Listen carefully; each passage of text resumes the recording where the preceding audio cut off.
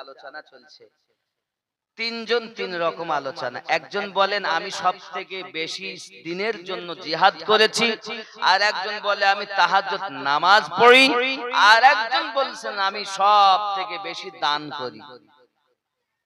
এই শব্দটা প্রিয় রাসূল সাল্লাল্লাহু আলাইহি ওয়াসাল্লাম শুনলেন, শুনে বললেন আপনাদের মধ্যে ওই ব্যক্তি উত্তম যে তার বিবির কাছে উত্তম। কি বললেন? আমি আমিনউদ্দিনকে সবাই বলে ওরে বাবা কত বড় হুজুর জানিস, আর আমার বউ বলছে তোকে চিনিস ওর ও মাল কিরকম, তাহলে বেকার। আব্বাজি আমার বিবিরা স্বামীর খেদমতি করতে চায় না। নারীদের জন্য কাজ হলো 5 ওয়াক্ত নামাজ পড়া, সংসারের কাজ করা আর স্বামীর খেদমত করা। দুই কাজ করতে পারবে, 3 নাম্বারটা ওদের দ্বারা সম্ভব নয়। এক স্বামী আর স্ত্রী দুইজন খুব ভালো। আব্বা আমার মায়েদেরকে আপনি সহ্য করতে শিখুন, স্ত্রীদেরকে আপনি বুঝতে শিখুন। সে আপনার বাড়ি দাসী নয়, সে আপনার বাড়ি এসেছেন হুন্না লিবাসুল লাকুম ওয়া আনতুম লিবাসুল লাহুন্না। তোমার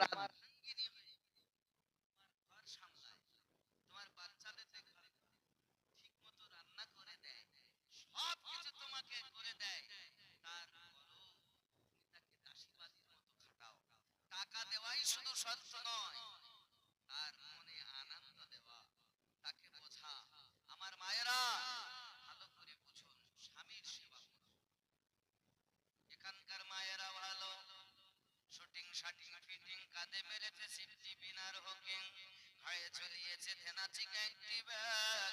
ছেলেরা তোরা ঘুরে ঘুরে আমার দিকে দেখ, লাম খালি মিম খালি নুনের পেটে এক নোক্তা, উরমা ফাঁকা নিমতলা খালি কপালে এক নোক্তা। ওরে আমার জননী, কোন মহিলা আপনার গলার আওয়াজটাও হলো পর্দা। ইসলাম আমাদের শিক্ষা দিয়েছে আপনাদের এই দিনাজপুরে মায়েরা নামাজ পড়ে জোরে জোরে না আস্তে আস্তে। মায়েরা আপনাদের ঘরে নামাজ পড়ে না? মায়েরা জোরে পড়ে না আস্তে পড়ে? নামাজ শিক্ষা দেয় মহিলাদের গলার আওয়াজটাও পর্দা, জোরে যেন কথা বলবে না। আমার মায়েরা পর্দা করে দিয়েছে এখন গোপাল জর্দা। এ জননী মা খালা করোনা ঝালা পালা, শুনে নাও না রাতের বেলা পৃথিবীর সরজমিনে আমার জননী মা কোন মহিলা পৃথিবীর জমিনে তুমি জোরে জোরে কথা বলবে না। আমার জননী কোন মহিলা যদি জোরে কথা বলে ঘরের ভিতরে, তার গলার আওয়াজটা যদি উঠানের লোক শুনতে পায়, তার জিহ্বাটা টেনে টেনে আপনার কিনা লম্বা করা হবে, জাহান্নামী মানুষ চলাচল করবে। জননী নামাজ শিক্ষা দিয়েছে মায়েদের গলার আওয়াজটাও পর্দা, এজন্য জোরে কথা বলবে না, স্বামীর সেবা করবে। অনেক মা আছে নিজের স্বামী রাখার পরও অন্য ছেলেদের সঙ্গে বাচ্চা রেখে পালিয়ে যায়, এখানকার মায়েরা যায়নি। আমার জননী জননীদের কেমন হওয়া উচিত? প্রিয় নবী সাল্লাল্লাহু আলাইহি ওয়াসাল্লাম তার ওনার জবান মোবারকায় ঘোষণা দিয়েছেন নামাজ হলো অপরিহার্য। তখন আমার নবী পাকের দরবারে সাহাবায়ে کرام রিদওয়ানুল্লাহি তাআলা আলাইহিম আজমাইন নামাজ পড়তে আসেন, নামাজ পড়তে আসেন। সাহাবী সবার থেকে লাস্টে আসেন, আবার সবার থেকে ফার্স্টে চলে যান প্রিয় নবী সাল্লাল্লাহু আলাইহি ওয়াসাল্লামের কাছে। সাহাবী রাসূল বলেন হুজুর আপনার একজন সাহাবী আবু তালহা রাদিয়াল্লাহু তাআলা আনহু তার নাম, সবার শেষে আসেন আবার সবার আগে চলে যান, আমাদের তো ভালো লাগে না।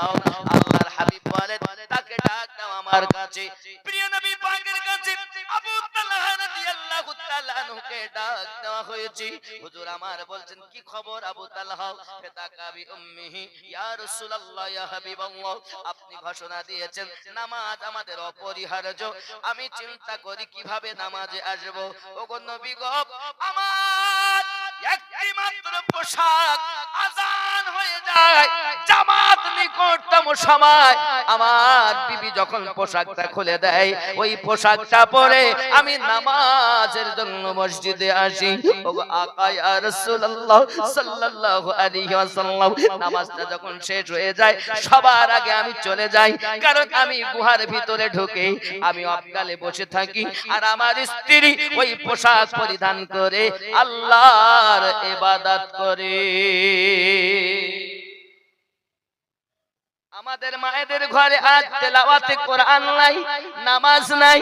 এই জন্যই আপনি কি জানেন না আজকাল ঘরের কোনায় গেলে কোরআন মাজিদের আওয়াজ শোনা যায় না, এখন গান সিরিয়ালের আওয়াজ শোনা যায়। এর আগে আমার মায়েদের বাড়ি যখন মোবাইল ছিল না তখন ফজর নামাজের পরে বাড়ির দিকে রওনা দিলে ঘরের ভিতরে গুনগুন গুনগুন আওয়াজ শোনা যেত। আর এখন নামাজ নাই, কিছুই নাই, মুয়াজ্জিন বলে হাইয়া আলাস সালাহ, এই বিছানায় ঘুমিয়ে ঘুমিয়ে বলে তোরাই মসজিদ চালা। আছে না নাই? এ বাবা ইশক করো, মোহাব্বত করো, প্যার করো।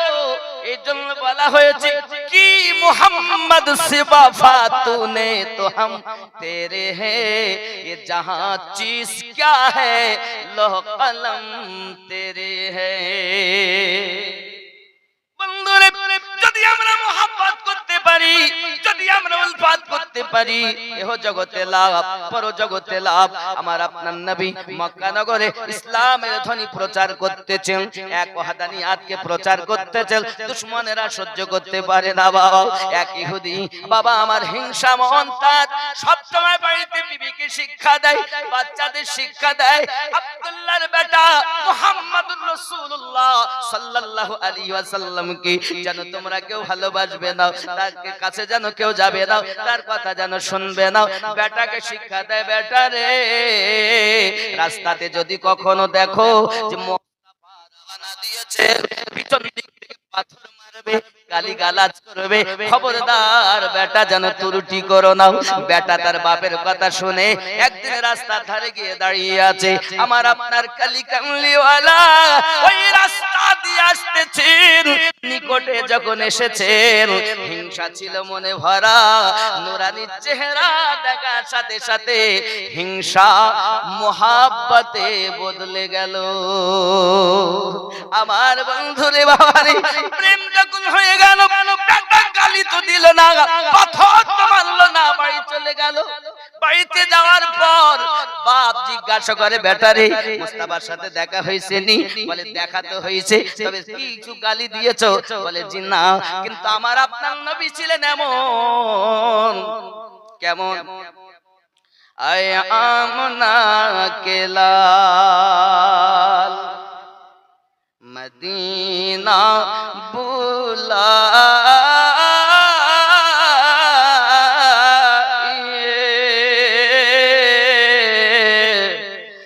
मदीना बुलाइए,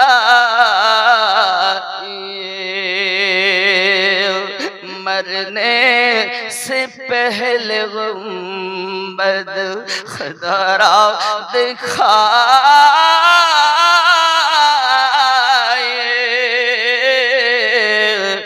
मदीना बुलाइए।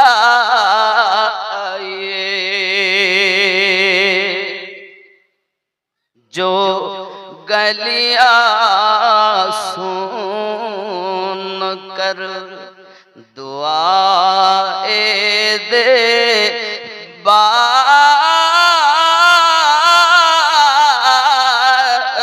बार, दुआए दे बार बार, ऐसे नबी पे दोस्त कुर्बान हो जाइए,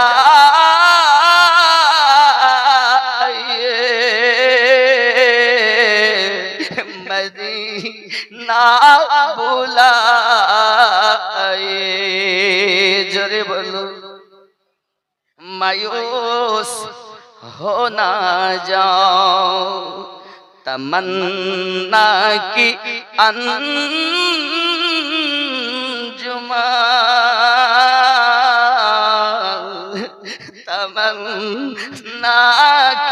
अंजुमान एक दिन हुजूर ख्वाब में तशरीफ लाए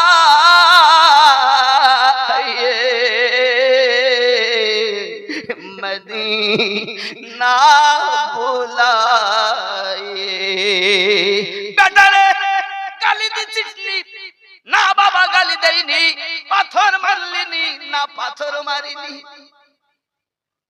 কি হয়েছে বলে শুধু দেখেছি, চোখে চোখ পড়েছে, নুরানি চেহারা দেখেছি আব্বা, এত সুন্দর চেহারা জিন্দেগিতে দেখি না। চেহারা হে ওয়াদুহা আমার নবী পাকের, যে দেখেছে ফেদা হয়ে গেছে রে বাবা। লাইলি মজনুর কথা বলে কেহ, শ্রী ফারাদের কথা বলে কেহ। হে বাবাজি আমার, লাইলির প্রেমে যিনি পাগল, মজনুর প্রেমে যিনি পাগল, তার নাম আপনার লাইলি। শ্রীর প্রেমে পাগল তাকে বলে ফারহাদ। ইউসুফের প্রেমে যিনি পাগলিনী তিনি হলেন বিবি জুলাইখা। আর ইউসুফ নবীর রব, যার জন্য পাগল তিনি আমাদের নবী মুস্তাফা। এই যুবক খুব ভালো করে বুঝুন, সন্তান ডাক দিয়া কয় রে বাবা চেহারায় ওয়াদুহা দেখলাম আমি, ঠিক আছে। আবার যখন যাবে পাথর মারবে, গালি দেবে, খবরদার তার কথা যেন শুনবে না, কলেমা পড়বে।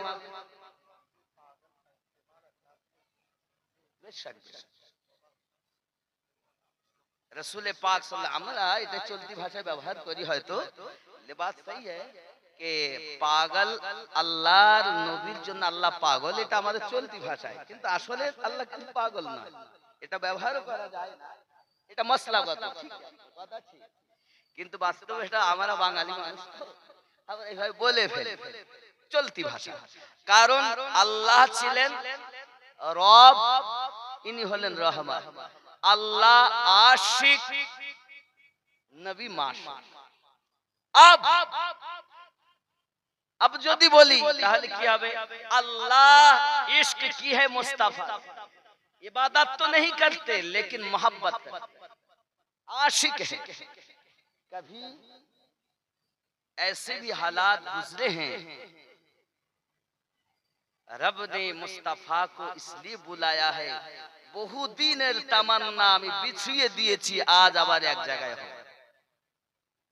হালাকে শরিয়াতের বাজার বলে নবী কারুর বাপ আব্বা, কারু দাদ নানা, কারু এইভাবে, হাকিকতে নবী কারুর আব্বাও না, নবী কারু আপনার নানু নন, তিনি আল্লাহর হাবিব। নবী তিনটি রূপ, তবে অবশ্যই এ কথা আল্লাহ পাক রব্বুল ইজ্জাত আমাদের নবীকে এমন করেছেন যে নবীর জন্য দুনিয়া পাগল, নবী হলেন উম্মতের পাগল। যদি বলুন সুবহানাল্লাহ। যাই হোক, এখন কিছু করো না, গালিও দেইনি, পাথরও মারিনি, খবরদার তার কথা শুনে যেন কলেমা পড়বে, কলেমা যেন পড়ো না। ঠিক আছে আব্বা, কিন্তু বেটাকে বলে শোনো তুমি চেহারায় ওয়াদুহা দেখেছো? হ্যাঁ হ্যাঁ, ভালো কথা, তবে তোমাকে বলি খবর কখনো যেন মেহফিলে বসো না। বাপ যত মানা করে, বেটা কিন্তু যায় দরবারে মক্কা শরীফে। আমার নবী যখন বসে বসে ওয়াজ নসিহত করেন সাহাবী রাসূল রিদওয়ানুল্লাহি তাআলা আলাইহিম আজমাইনকে নিয়ে, ওই ইহুদির ছেলেটা মক্কার ওই গলিতে খালি যে কোনো বাহানা, বাপের কাছ থেকে বাহানা করে এসে ঘুরে ঘুরে আমার নবী পাকের নূরানি চেহারা জিয়ারত করে। দিন যায় রাত আসে, বাপ বাপ দেখে বেটা বারবার দরবারে যাওয়া আসা করে। বাপ ডাক দিয়েছে, বেটারে আর তোকে দরবারে যেতে হবে না, গালিও দিতে হবে না, তোকে আর পাথর মারতে হবে না, তোর যাওয়ার প্রয়োজন নাই। বাপ যখন বেটাকে আপনার আঘাত করে নিষেধ করে দিয়েছি, আর যাই না বেটা, বাড়িতেই থাকে। কিন্তু আস্তে আস্তে বেটা আমার খাওয়া দাওয়া বন্ধ করে দিয়েছে। মা জিজ্ঞাসা করে, বাবা তুই খাস না কেন, কি হয়েছে তোর, বল না তোর কি হয়েছে। বেটা বলে, আমার কিছু হয়নি, আমার কিছু হয়নি। বাপ বলে, বাবা খাস না কেন, রাতেও খাই না, দিনেও খাই না, ভালোভাবে খাওয়া দাওয়ার দিকে ভরক্ষেপ করে না বাবা, সব সময় যেন কি ভাবনায় পড়ে রয়েছে বন্ধু। হঠাৎ করে বেটা খাওয়া দাওয়া বন্ধ করার পর মা বাপ দুইজনেই পরেশান হয়ে জিজ্ঞাসা করে, বাবা এমন করে তুমি কাজ করছো, বলো কি হয়েছে। ডাক্তার করা হয়, কবিরাজ করা হয়, কেউ কোন রোগ খুঁজে পায় না, পাবে কেমন করে। এমন রোগ হয়েছে যে রোগকে বলে প্রেম রোগ। নাম কি? প্রেম। मोहब्बत की नहीं जाती हो जाती হয়ে গিয়েছে। এখন প্রেম যখন হয়ে গিয়েছে এক নজর, আব্বাজি আমার দেখা বা দুই রকমের। আল্লাহর হাবিব হিসেবে যারা নবীকে দেখে তারা হেদায়েত পায়, তাকে সিদ্দিক আকবর বলে। আর আবু জাহেলের নজর নিয়ে যারা দেখে, জিন্দেগিতে তাদের ঈমানই নসিব হয় না। আব্বাজি ছেলেটা দেখেছে, ভালো লেগেছে, নবীর চেহারা মোবারকা দেখে প্রেমে পড়ে গেছে। কবিরাজেও কিছু করতে পারে না, ডাক্তারেও কিছু করতে পারে না। অনেকদিন হয়ে গেল, ছেলেটা শুয়ে থাকে আর ওঠে না। আগে চলাফেরা করতো, খাওয়া বন্ধ করেছে, বসে থাকতো, বসে থাকতে থাকতে বিছানা ধরেছে, আর উঠে দাঁড়াতে পারে না, খাওয়া দাওয়া বন্ধ। ডক্টর কবিরাজ বলে, ভাই তোমার ছেলে মারা যাবে, বাঁচবে না, বাঁচানো যাবে না, না জানি কি হয়েছে তার, আমরা রোগ ধরে পেলাম না। আব্বা আমার দিন যায় রাত আসে, এমনি করে একদিন পিতা তাকে জিজ্ঞাসা করে, বাবা সবাই তোকে ভরসা দিয়েছে, তুই আর বাঁচবি না, তুই একবার বল না তোর কি হয়েছে বাবা, তোর যদি কোনো ইচ্ছা থাকে আমাকে বল, আমাকে জানাও, আমার সঙ্গে বল, তোর ওই শেষ ইচ্ছাটা পূর্ণ করা হবে। সঙ্গে সঙ্গে ছোট ছেলেটা ডাক দিয়ে বলে, পিতা আমার শেষ ইচ্ছা যদি আপনি পূর্ণ করতে চান, তাহলে আপনাকে আমি বলবো একবার নবী পাকের দিদার করায়া দেন। শেষ ইচ্ছাটা কি? নবীর দিদার। বেটা তো বেটার কথা শুনে বাপ তো রেগে একেবারে ফুলে মোটা, তাই সম্ভব তোকে দেখাবো, তাও ওয়াদা করেছে, শেষ আশা পূর্ণ করতেই হবে। বেটা বলে কথা। এখন বেটা এই কথা বলায় সঙ্গে সঙ্গে আব্বাজি আমার পৃথিবীর সার জমিনে তার বাপ একজনকে পাঠিয়ে দিয়েছেন নবী পাকের দরবারে, যাও যে সংবাদটা দিয়ে এসো তার ছোট একজন আশিক পৃথিবীতে মরণ শয্যায় একবার যেন দেখে যায়। সুবহানাল্লাহ। উম্মতের পাগল তো নবী পাক, উম্মতের জন্যই নবী সব সময় দিওয়ানা। এমন হয়ে আছেন মদিনার মাটিতে আজও কাঁদতেছেন, ওই কান্নার আওয়াজ শুনে তারা ইমাম গাজ্জালি হুজুরের মতো হলেন যারা। আমরা আপনারা শুনতে পাবো না, আমার কান থেকেও কালা, চোখ থেকেও অন্ধ, দিল থেকেও আমাদের দিলে মোহর মারে। উপরটা খুব ভালো, ভিতরটা বড় খারাপ। আব্বাজি আমার সোনা মানিকেরা, এমনি করে দেখা গেল ওই ছেলেটা সংবাদ যখন নবী পাকের দরবারে পৌঁছে গিয়েছে, প্রিয় হাবিব সাল্লাল্লাহু আলাইহি ওয়াসাল্লাম গুটি গুটি পায়ে কদম মোবারক নিয়ে সাহাবী রাসূলদের সঙ্গে আপনার কিনা ইহুদির বাড়িতে হাজির হয়ে গেছেন। আমার নবী পাক যাওয়ার পরেতে ইহুদি বসার জায়গা সুন্দর করে দিয়েছে, ঘরটাকে একটু পরিষ্কার পরিচ্ছন্নতা রেখেছে। আমার আপনার নবী, প্যারা নবী, নূরুন আলা নূর নবী সাল্লাল্লাহু আলাইহি ওয়াসাল্লাম যখন তার বাড়িতে প্রবেশ করেছেন, আব্বা আমার সঙ্গে সঙ্গে তার পিতা বাচ্চার কাছে গিয়ে বলতেছে, মাথায় হাত বুলিয়ে, বেটা যার জন্য তোমার এই হালাত তিনি আমাদের বাড়ি আগমন করেছে। মরা দেহ যেন জীবন ফিরে এলো, সঙ্গে সঙ্গে চোখ খুলে আমার নবী পাকে জিয়ারত নসিব করেছেন আল্লাহর হাবিব সাল্লাল্লাহু আলাইহি ওয়াসাল্লাম।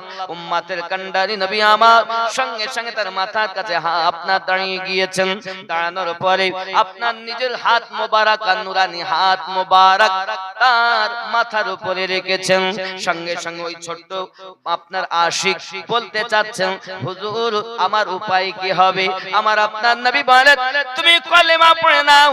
সঙ্গে সঙ্গে কলেমা পড়ে নিয়েছি, লা ইলাহা ইল্লাল্লাহু মুহাম্মাদুর রাসূলুল্লাহ সাল্লাল্লাহু আলাইহি ওয়াসাল্লাম। হে বাবাজি আমার, পৃথিবীর সরজমিনে এমনি করে যখন কথা বলেছেন, কলেমা পড়ে মুসলমান হয়ে গেছে, সঙ্গে সঙ্গে আপনার আমার নবী পাক সাল্লাল্লাহু আলাইহি ওয়াসাল্লাম কি ওই ছোট্ট বাচ্চা শিশুটা বলছেন, হুজুর আমার মনের বড় আশা, আমার মনের বড় আশা, আমার উপায় কি হবে হুজুর একবার বলুন। আমার আপনার নবী বলেন, তোর দুনিয়ার গ্যারান্টি, আখিরাতের গ্যারান্টি, পুলসিরাতের গ্যারান্টি, জান্নাতে নিয়ে যাওয়া পর্যন্ত গ্যারান্টি আমি নবী নিয়ে নিলাম। জোরে বলুন, ক্ষমতা কত? রুজি खुदा ने दी है खिलाते हैं मुस्तफा,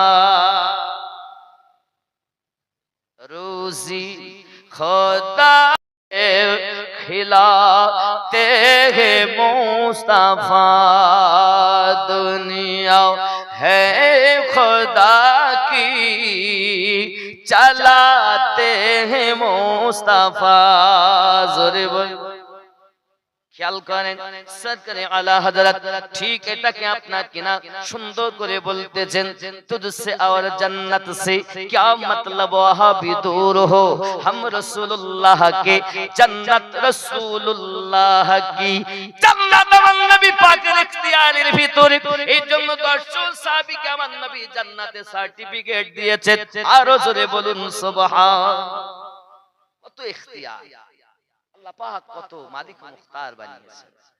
এমনি করে আপনার কি নাও সাহাবী রাসূল, আপনার ছোট্ট আশিক, আপনার সব দায়িত্ব যখন গ্যারান্টি আমার নবী নিয়েছেন, ওই ব্যক্তি পৃথিবীর সরজমিনে আমার নবী পাক যখন ওখান থেকে চলে আসতেছেন, অল্পক্ষণের ভিতরে ওই ছেলেটা দুনিয়া থেকে চিরবিদায় নিয়েছে।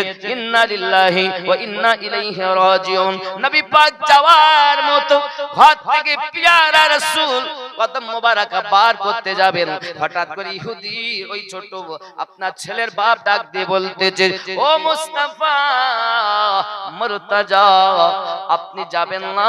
আমার ছেলেটা আজ দুনিয়া থেকে বিদায় নিল, আমার দলে তো আর নাই, আপনার দলে কলেমা পড়ে মুসলমান হয়ে গেছে, একে আমি নিয়ে আর কি করব, আপনি নিয়ে যান। আপনার আমার নবী সাহাবায়ে কেরাম রিদওয়ানুল্লাহি তাআলা আলাইহিম আজমাইনের সঙ্গে ওই ছোট্ট আশিকের লাশটাকে নিয়ে আপনার চলে আসছে।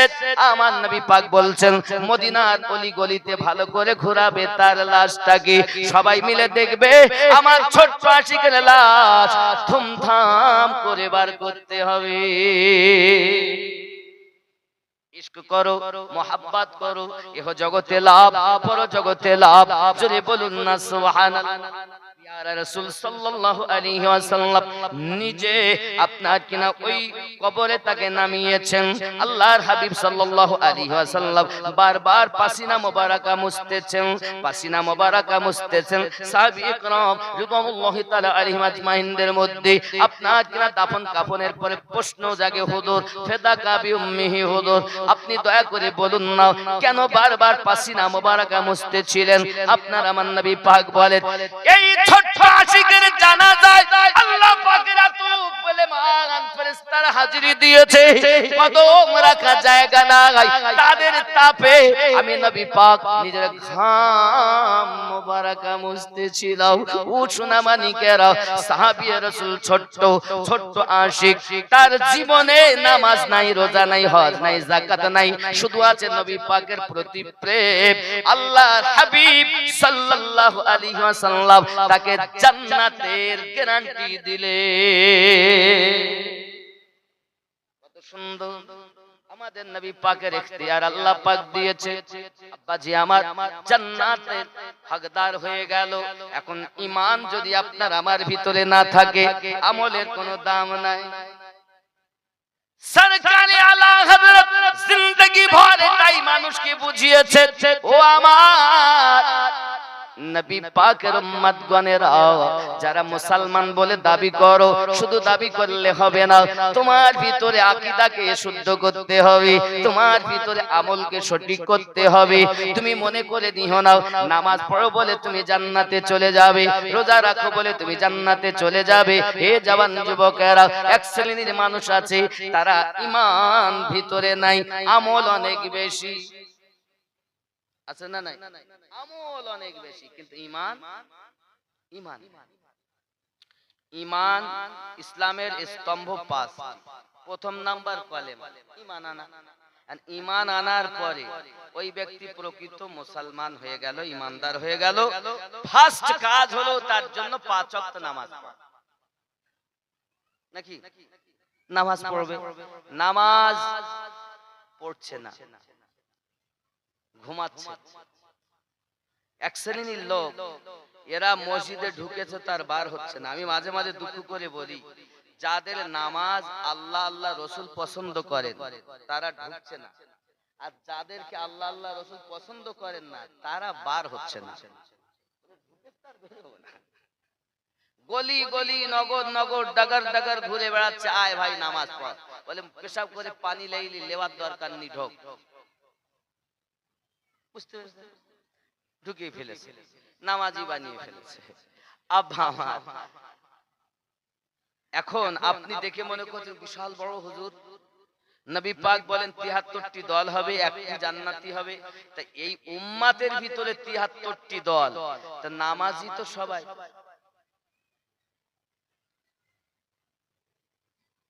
খেয়াল করতে হবে, কেন জাহান্নামে যাবে?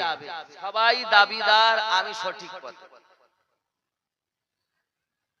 খেয়াল করুন, নবী জাহান সাল্লাল্লাহু আলাইহি ওয়াসাল্লাম জানিয়েছেন ওই পথটা সঠিক জান্নাতি পথ। আমি আর আমার সাহাবায়ে কেরাম রিদওয়ানুল্লাহি তাআলা আলাইহিম যে পথে যে মতে, এটাই হলো সঠিক পথ, ঠিক কি না? এটাই। সবাই বলছে আমি নবী ও সাহাবীর দলে, দাবিদার ৭৩টি দল, কিন্তু একটি। এটা কি ইমাম মোল্লা আলী কারি ঠিক এই হাদিসকে উনি টেনে এনে সম্মুখে এনে বলেছেন, লা শাক্কা ওয়া আহলুস সুন্নাত ওয়াল জামাআহ, যে দলটি জান্নাতে যাবে ওই দলটির নাম হলো আহলুস সুন্নাত ওয়াল জামাআহ। জোরে বলুন সুবহানাল্লাহ। মা বাপের জন্য দোয়া হবে, কালিয়াগঞ্জ থেকে এসেছেন, আল্লাহ কবুল করুক। মসজিদের জন্য নাই কেউ ৫০০০ টাকা দিতে পারে? আমি মুসাফির মানুষ, হাতে একটু দোয়া করে দাও, হবে না? একটা ছেলে এক্ষুনি দিতে হবে, তা না, লিখিয়ে দেন, কালকে দেবে, এক সপ্তাহ ৫০০০ টাকা। আমি মুসাফির। সমস্ত দল জাহান্নামী হবে, আর দাবিদার সবাই। শিয়া বলে আমরা সঠিক, কাদিয়ানীরা বলে আমরা সঠিক, সবাই আপন জায়গাতে নিজেকে সাচ্চা আচ্ছা বলে দাবি করে। যে পথ সঠিক, এই পথের বিশ্লেষণ নবী পাক করে গিয়েছেন। এই জগতে ১২৭২ ইমাম আহলুস সুন্নাত ওয়াল জামাতের যখন মিলাদ পাক হলো, খেয়াল করেন, মানুষের মধ্যে যখন ঈমানে ত্রুটি, আকাইদের ভিতরে ত্রুটি, ঈমান নাই, আমল আছে, ভক্তি আমল, কিন্তু ঈমান নেই, ঈমানবিহীন আমলের কোনো মূল্য, তখন তিনি মানুষের ভিতরে নবীর ইশক ভরেছেন। জোরে বলুন সুবহানাল্লাহ। এমন ভাবে ভরে দিয়েছেন, আব্বাজি আমার, যার বর্ণনা অথিত, দাবি সবাই করছে আমি সঠিক, চিনবো কেমন করে? দলিল দিয়ে নবী চিনতে হবে না। সাহাবায়ে কেরাম রিদওয়ানুল্লাহি তাআলা আলাইহিম আজমাইন নবীকে চিনেছেন দিল দিয়ে, আমরাও নবীকে চিনবো দিল দিয়ে, দলিল দিয়ে নয়। দলিল দিয়ে চিনতে গেলে মুশকিলে পড়ে যাবেন। কারণ আপনি এতদিন শুনে এসেছেন মোবাইলের মাধ্যমে এক, আর এখন দেখতেছেন আলেমদের বলেছে আর এক, এখন শুনছেন আরো এক। যে কথা জীবনে শোনেননি সে কথা মোবাইলে শুনতে পাচ্ছেন। শুনে শুনে শুনে শুনে দেখে দেখে দেখে দেখে ওই বেটা আগে সালাম কিয়াম করতো, এখন আর করে না। ওই বেটা আগে দোয়া করতো, এখন আর করে না। ওই বেটা আগে ফরজ নামাজের পরে দোয়া করতো, এখন আর করে না। আগে নাভির নিচে হাত বাঁধতো, এখন বুকে হাত বাঁধে। মোবাইল 3 মাসে মুফতি হয়ে গেছে। মুফতি সাহেবের কাছে শুনবেন, মুফতি সাহেব বলেন, আলী আছেন বাবাজি আমার, মুফতি সাহেবদের আলেমদের মাদ্রাসায় পড়ে পড়ে পাশা চামড়া হয়ে গেল, তারা বুঝতে পারেনি হাত কোথায় বাঁধতে হবে। ইয়ারা 3 মাসে মুফতি হয়ে গেছে, গিয়ে বলতে সহি হাদিস বুকে হাত বাঁধতে হবে। এত বড় সোর, এই বুকে হাত বাঁধার 11টা হাদিস, 8টা সহি, 3টি জয়ী। এই বদমাইশের দল ওই 3টিকে তুলে ধরে ওদের কাছে বলে সহি যে আর 8টি আছে তার বলেন, বললে ওরা সঠিক পথ পাবে। এত বড় বদমাইশ। এখন আপনি হয়তো চিন্তা করতেছেন তাই তো বিশাল ব্যাপার, এটা সহি, এই হাদিসটা তো জয়ী, এখানে হাত বাঁধা যাবে না, আপনি ওটাই শুনে আছেন। কিন্তু এর পিছনে আরো 8টা আছে সহি। আমরা যে আহলে সুন্নাত ওয়াল জামাত 800 বছর পার হয়ে গেল, গরিব নওয়াজ যে শিক্ষা দিয়েছেন সেটা এখানে হাত বাঁধা শিক্ষা দিয়েছেন। গাউসে পাক শিক্ষা দিয়েছেন, এখানে হাত বাঁধা শিক্ষা দিয়েছেন। সরকার ইমাম আহলে সুন্নাত সরকারে আলা হযরত আমাদেরকে এটাই শিক্ষা দিয়েছেন। আব্বাজি আমার, না ওনার মতো মুজাদ্দিদ ছিলেন না আছেন। আমাদের খেয়াল করতে হবে সব সময় আমরা প্রেম করব, প্রেম করব। প্রেম যদি থাকে দলিল লাগবে না। প্রেম যেখানে থাকে না দলিল সেখানে প্রয়োজন। আর প্রেম যেখানে যেখানে দলিল সেখানে প্রেম নাই। আর যেখানে আপনার দেখা গেল প্রেম আছে দলিল টিকবে না, কারণ দলিলের ঊর্ধ্বে হলো প্রেম। সাহাবায়ে کرام রিদওয়ানুল্লাহি তাআলা আলাইহিম আজমাইন গণ কখনো দলিল দিয়ে নবীকে চেনেননি, সুন্দর দিল দিয়ে নবীকে চিনেছেন। আমরাও তাই করি। একজন হবে না 2000 টাকা দেনেওয়ালা, 5000 না দেন 2000